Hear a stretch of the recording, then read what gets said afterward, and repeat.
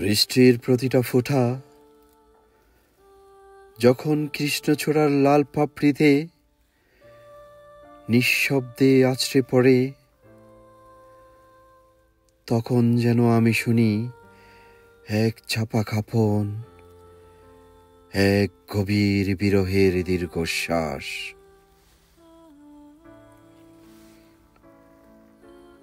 তুমি ছিলে পাশে একটি বৃক্ষের মতো স্থির,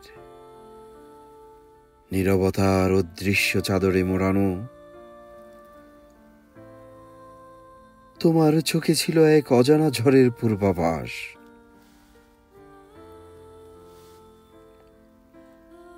তোমার ধূসর চোখ দুটি যেন মেঘে ঢেকে যাওয়া দুটি ক্লান্ত নক্ষত্র,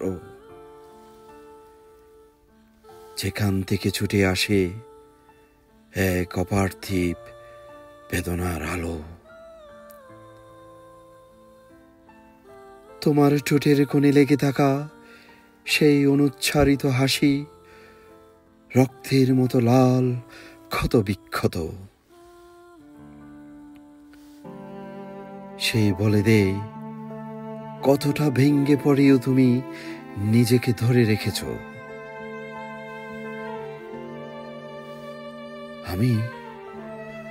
আমি তখন আকাশের মতো কেঁদেছিলাম, বৃষ্টি হয়ে স্মৃতির মতো ঝরেছিলাম তোমার প্রতিটি নাম ডাকা পথে। কৃষ্ণচূড়ার ঝরে পড়া পাতায় আমি খুঁজেছি তোমার ছায়া, যার অস্তিত্ব আজও কংক্রিটের শহরে কাঁপন তোলে আমার হৃদয়ে।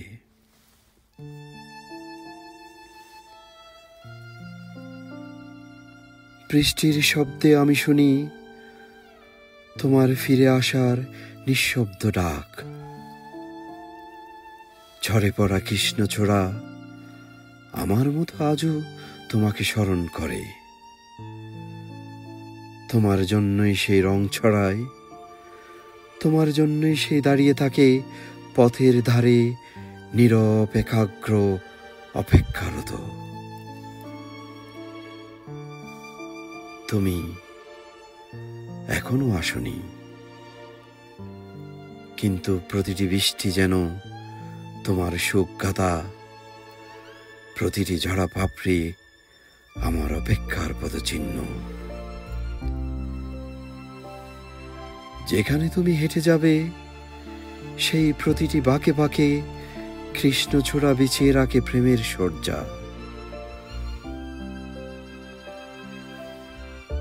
আমার অপেক্ষার ছায়া আজ বৃষ্টি ভেজা কৃষ্ণচূড়ার নিচে নিঃশব্দে দোল খায়। আমি, আমার ছায়া আর সেই অদৃশ্য তুমি, আমরা তিনজন মিলেই যেন এক প্রেমের প্রাচীন প্রতিমা। ভালোবাসা